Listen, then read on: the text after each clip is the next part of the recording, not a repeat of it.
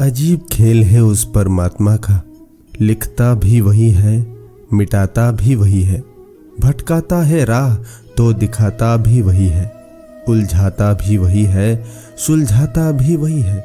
जिंदगी की मुश्किल घड़ी में दिखता भी नहीं मगर साथ देता भी वही है।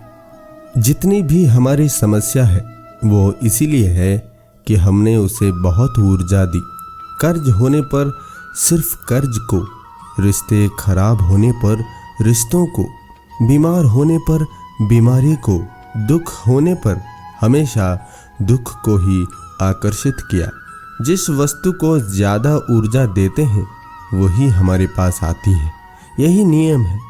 अतः जो है तकलीफ उसके विपरीत सोचे, अर्थात अच्छा सोचे। संसार हमारे विचारों पर कार्य करता है। स्वस्थ यानी स्वयं में स्थित, और जो स्वयं में नहीं है वही अस्वस्थ है, और जो स्वयं में नहीं होता है वो निरंतर तुलना में रहता है, और तुलना से हीन भाव और फिर महत्वाकांक्षा का निर्माण होता है, और महत्वाकांक्षा द्वंद्व और हिंसा में ले जाती है, जिससे विनाश फलित होता है। पुरुषों ने जीतने के लिए ज्ञान रचा, विज्ञान रचा, तर्क रचे, शास्त्र रचे, युद्ध रचे, धर्म रचे। उसने समंदर जीता, आसमान जीता, धरती जीती, लेकिन स्त्री ने सिर्फ करुणा को रचा और पुरुषों को जीत लिया। अपने वो नहीं होते जो तस्वीरों में साथ होते हैं, अपने वो होते हैं जो तकलीफ में साथ होते हैं।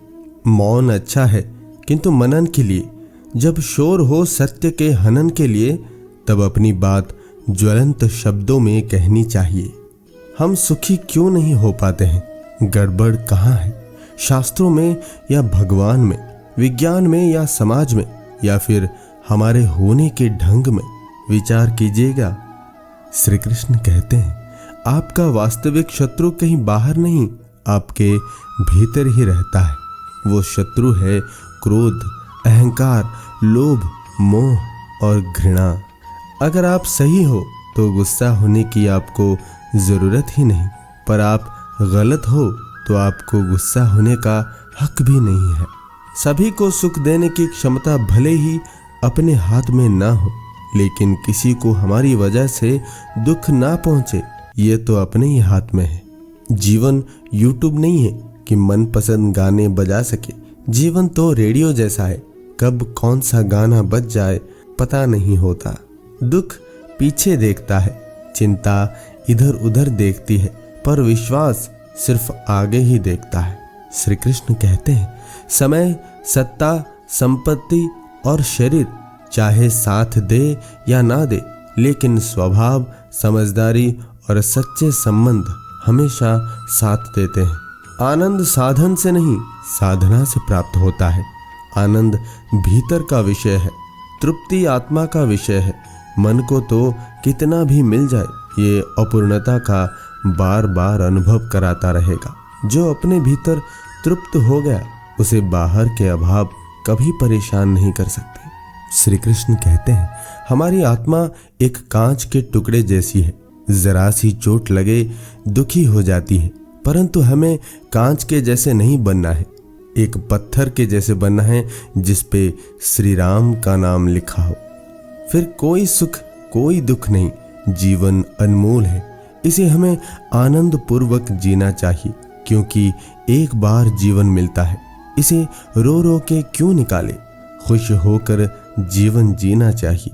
दूसरे की भी खुशी का वजह हम बने, ऐसा हमारा जीवन होना चाहिए। आग लगाने वाला अक्सर भूल जाता है, आग से सब राख तो होगा ही, परंतु अगर कहीं आग ने दिशा बदल ली तो वो स्वयं भी राख हो सकता है। समय का चक्र निरंतर चलता रहता है। किसी को हानि या कष्ट पहुंचाने से स्वयं का भला नहीं हो सकता। अशिक्षित के पास पुस्तकों का भंडार भी उसको ज्ञानी नहीं बना सकता। कला के अभाव में बेजोड़ औजार भी किसी को शिल्पकार नहीं बना सकते। उसी प्रकार जब मन में सुंदरता, दया और करुणा ना हो, तब धनी होकर भी व्यक्ति निर्धन ही रह जाता है। खुशी, दर्द, प्यार, नफरत, गुस्सा भक्ति, दया, करुणा, पाप, पुण्य, धर्म, अधर्म और सर्वप्रथम ईश्वर, इन सब का कोई रूप, रंग, वजन, आकार नहीं है, केवल भावनाएं हैं जिनका पैमाना और प्रभाव व्यक्ति दर व्यक्ति बदलता है। इनको मापने का कोई ढंग आज तक बना ही नहीं। इसीलिए भावनाओं और वेदनाओं को केवल महसूस किया जा सकता है। इनका पूर्ण वहन और व्यक्त कोई भी मनुष्य नहीं कर पाया। दिमाग है जो सब कुछ छोड़ना चाहता है, दिल है जो सब कुछ पकड़ कर बैठा है। मौत के बाद जिंदगी होगी या नहीं सोचता है, मौत से पहले जिया भी है सोचता नहीं। जो यहाँ से ले जा नहीं सकता उसी का सोचता रहता है, जो ले जा सकता है वो कभी सोचता नहीं। अजीब इंसान है, जो चाहता है वो होता नहीं और जो होता है वो चाहता नहीं। लोगों को आपसे या आपकी व्यथा से कोई मतलब नहीं होता। दरअसल वो आपकी सफलता या विफलता के अनुसार ही आपकी जीवन की सार्थकता देखा करते हैं। लेकिन सफल या असफल होने में आपने जो कष्ट झेले, जो वेदना सहनी पड़ी, जो दुर्बर भार उठाना पड़ा, उसे सिर्फ आप ही अनुभव कर सकते हैं, कोई और नहीं। विनाश और विकास दोनों समय के अधीन है। ज्यों-ज्यों आप समय का मोल समझते जाएंगे, समय आपको अनमोल करता जाएगा। समय का सदुपयोग ही जीवन को प्रगति, प्रसन्नता और संपन्नता की ओर अग्रसर करता है। श्री कृष्ण कहते हैं, शांत मन ही आत्मा की ताकत है। शांत मन में ही ईश्वर विराजते हैं। जब पानी उबलता है तो हम उसमें अपना प्रतिबिंब नहीं देख सकते हैं और शांत पानी में हम खुद को देख सकते हैं। ठीक वैसे ही अगर हमारा हृदय शांत रहेगा तो हमारी आत्मा की वास्तविक स्वरूप को हम देख सकेंगे। आलोचना में छिपा हुआ सत्य, प्रशंसा में छिपा हुआ झूठ यदि मनुष्य समझ जाए तो आधी समस्याओं का समाधान अपने आप ही हो जाता है। झूठ, सत्य, अच्छे बुरे का अंतर कर पाना मनुष्य के लिए अति महत्वपूर्ण है।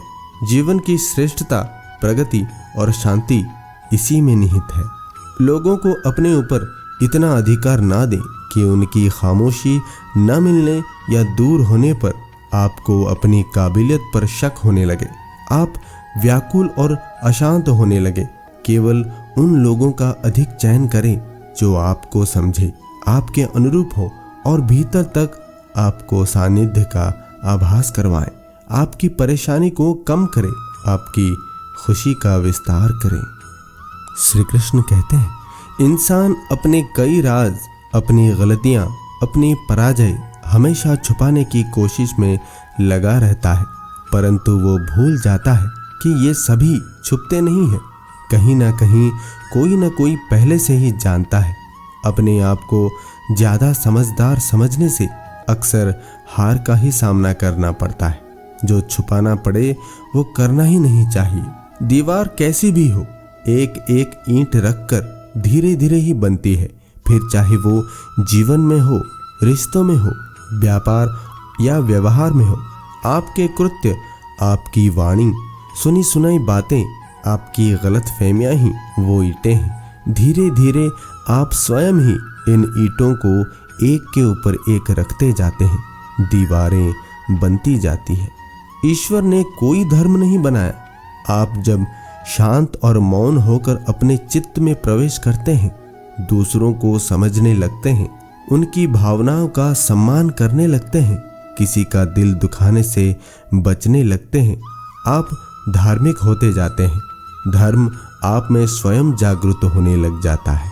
श्री कृष्ण कहते हैं, प्रकृति क्षण क्षण बदलती है, निखरती है। इंसान को भी सुधरने के लिए बदलना पड़ेगा और परिपूर्ण होने के लिए, पूरी तरह से उत्तम बनने के लिए बार बार बदलना पड़ेगा। हर क्षण सुधार ही पूर्णता के लिए आवश्यक है। स्वयं बदलना, दूसरों को बदलने में सहायक बनना ही जीवन की सार्थकता है। आंख में पड़ा तिनका, पैर में धंसा कांटा और रूई में दबी आग से भी ज्यादा भयानक है दिल में छिपा कपट और पाप। चींटी से मेहनत सीखिए, बगुले से तरकीब, मकड़ी से कारीगरी।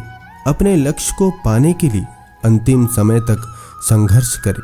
संघर्ष ही जीवन है।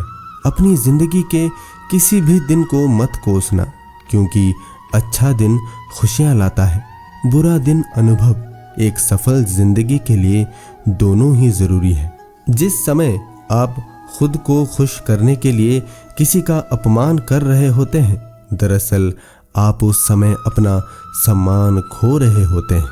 अपना पूरा समय खुद को बेहतर करने में लगाओ, क्योंकि अब रिश्ते इंसान से नहीं पैसों से बनने लगे हैं। नाम और बदनाम में क्या फर्क है? नाम खुद कमाना पड़ता है और बदनामी लोग आपको कमा के देते हैं। जरूरी नहीं कि जिनमें सांसें नहीं है वो ही मुर्दा है, जिनमें इंसानियत नहीं है वो भी तो मुर्दा ही है। श्री कृष्ण कहते हैं, दूध से भरे मिट्टी के बर्तन का दर्जा विष से भरे सोने के बर्तन से ऊंचा होता है। इसी प्रकार मनुष्य की बाहरी सुंदरता से अधिक अंदरूनी संस्कारों का मूल्य अधिक होता है। तारीफ करने वाले बेशक आपको पहचानते होंगे, मगर फिक्र करने वालों को आपको ही पहचानना होगा। दोस्तों, इस वीडियो में इतना ही। हमारी मुलाकात फिर अगले वीडियो में होगी। तब तक आप खुश रहिए और खुशी बांटिए। धन्यवाद। जय श्री कृष्ण।